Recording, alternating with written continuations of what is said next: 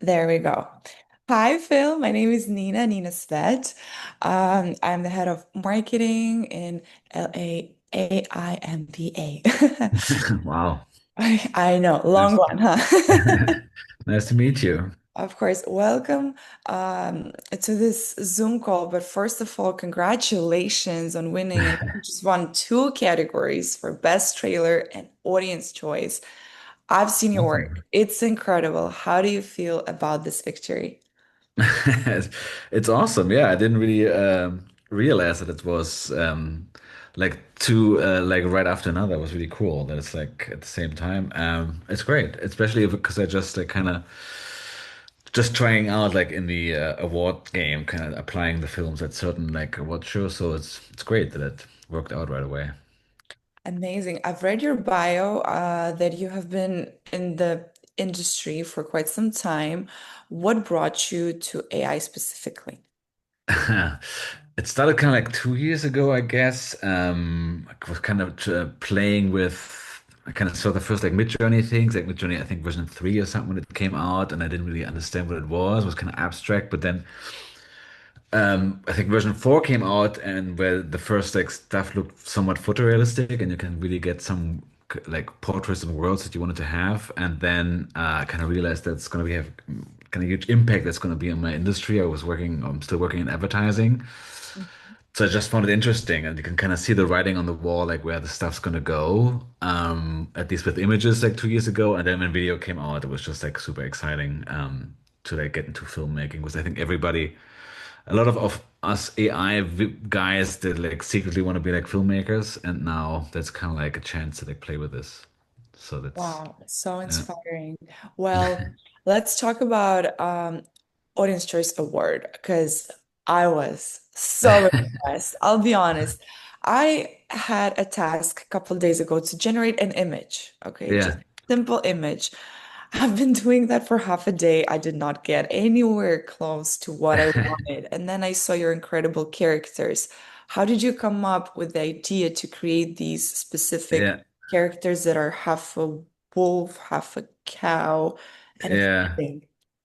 It's like a year ago, I like also like 2 years ago when I got into this, I kind of started out with these hybrid characters. I have a whole Instagram page called Hybrid Portraits. It became pretty popular and have like 100,000 followers and a lot of people writing me. It was pretty got pretty big, and I it's just like all these different animals in front of a gray background, and I always kind of it's cool, but then I was felt kind of like had to be like inspired to do something else. I want to do this happen bigger, not only like these portraits. So.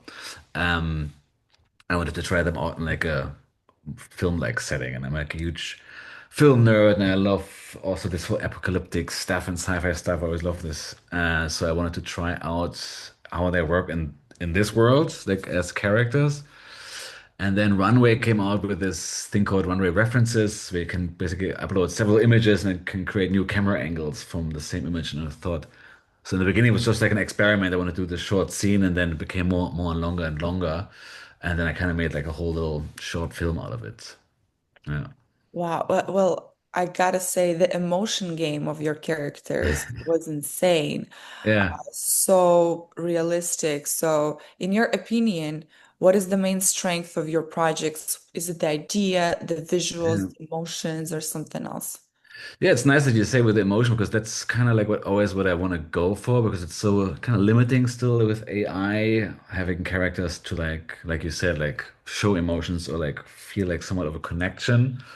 And I think that's also what kind of I think maybe made these hybrid characters on that Instagram page so popular because they have like a little I mean creating this character is one thing, but then you do all these iterations and you find an image that kind of speaks to you and has like somewhat of an a certain look, a certain yeah, almost like an emotional connection, and that's kind of always what I try to do, especially because lip sync is still like somewhat tricky and it's kind Mhm. of like stiff, and I mean it works some places, but the lip syncing part in this film I kind of dislike the most because it's so short because it feels kind of like fake. So I always go for like little like a look or an expression that's kind of interesting. That's kind of what I try to do. That is insane. May I ask, and I don't know how appropriate of a question it is for an AI creator, but how long did it take you to generate, create, for example, No Man's Land? Yeah. Mhm. It's kind of hard to say, to be honest. It's one of those projects that you kind of always work on when you have time, a couple of hours after You come work. back to it to kind of improve. Exactly, and then and I guess it's not even that long. I think like 10 days or something, maybe less. But the interesting thing with this AI filmmaking is also that you kind of can change, you kind of come up with the story while you're doing the story. Like in the edit, you kind of see like, you know what's missing? And maybe there should be like a close up here or like a wide shot. And I think that's what makes AI filmmaking so powerful because you can just generate it and see like, oh yeah, this works much better. I think that's kind of like also what makes this in the future so powerful that you can just in the edit while you're almost halfway done with your project, you can still like iterate and say like maybe this works better. And if you would shoot on real location and you're done and you have all your footage, you're kind of stuck or you have to reshoot. But yeah, that's kind of the cool part I think about AI filmmaking. For me, it was so hard to watch both of your works, and I'll explain why. I'm a very curious person, so I need all the details. I need to know, why is there a human child? Why is there a hybrid? What's happened with this poor man? Yeah. Quiet, and then there is this guy behind him. I'm Uh, so curious. Are you gonna continue this? Will it become series or will it become a yeah. full-on movie? What's the plan? I think with the hybrids, for sure, the idea was kind of like I have all these characters. I think it's like I have like 150 portraits of all these different animal human hybrids. So I want to do stuff with it. And the story wise, it's really I wasn't really, to be honest, sat down and wrote down the story and like this is gonna how it's end. They're gonna see the human child. It really was just kind of like how am I gonna end this thing? And then I was so it's kind of like just in the moment. I was maybe see something like this or but yeah, I have like somewhat of a rough idea for like two more parts of the story, I guess. But it's a lot of yeah, it takes a lot of time, a lot of effort. So I have to wait for the right moment when I have that time. And that the Quiet Man film was also more of an exercise when you could Kling came up with this. You can connect like an end frame to a first frame, right? You can have an animation in between. And always when these new technologies come out, these new workflows come out, I always try to do how can I do this in storytelling. So I kind of thought, oh, it's pretty cool that you can go from one scene to the next. And after the third time it worked really well, I was like, oh, let's just make a whole film that's just one continuous shot. And the story also kind of evolved during the process. I mean, I had that idea of this tall, I don't know why it came from, like this super tall, scary person, and the old man can see it, but there wasn't really a storyline to it. And it ends kind of sad. Same way I was kind of like, how can I end this thing? Or maybe it's just death. And like he's kind of like coming for this old man. It's kind of dark. Yeah. Crazy. Well, if you need inspo, I was always thinking that I'm half a panther for your next character. I'm here for it. Of course. I know, no, no, I can try it out for sure. I love it. And last but not least, how do you see the future of AI filmmaking? Uh, what's your prediction for the next, Yeah. say, 3 to 5 years? It's so hard to predict, I think. It's kind of, I think everybody that kind of thinks where the stuff's heading, you can really just have a rough idea. I mean, it's so much faster than everybody expected. Everybody thought this year, of course, there's going to be all this progress with all these new tools, but it's literally every week there's this new model coming out and a new workflow coming out. And especially if you're like working filmmaking, I was annoyed because you're kind of done with this project. And a week later, you're like, oh my God, this, I don't know, VO 3 comes out and VO 4 is going to come out soon.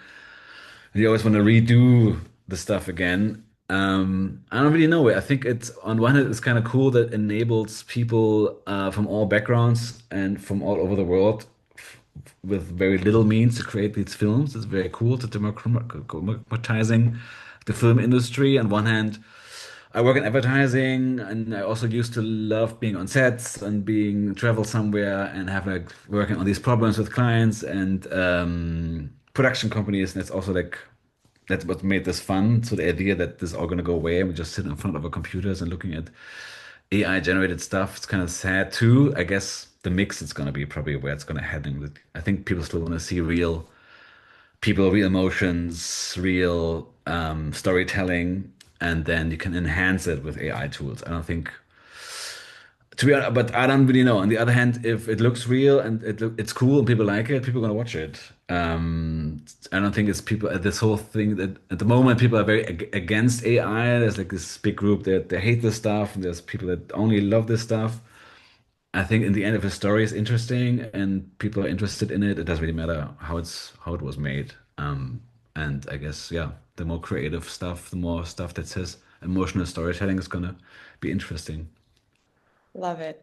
I really appreciate you, separating and giving enough credit to traditional film making and Yeah, at the same time appreciating what AI is giving us because I have very vivid dreams and I wish right, I could create a prompt and at least create a memory of that, right, not even talking about movie. And I think AI is giving this opportunity to so many people, children, teenagers with so exactly. Yeah, little yeah, names. for Wow. sure. Yeah. Amazing, Phil. It was so nice meeting you and congratulations again. Thanks so much, and Please keep working. I would love to see the continuation. awesome. Thanks so Mhm. much. And yeah, nice talking to you. Thank you. Bye. Thank you. Have a good one. Bye. You too. Bye bye.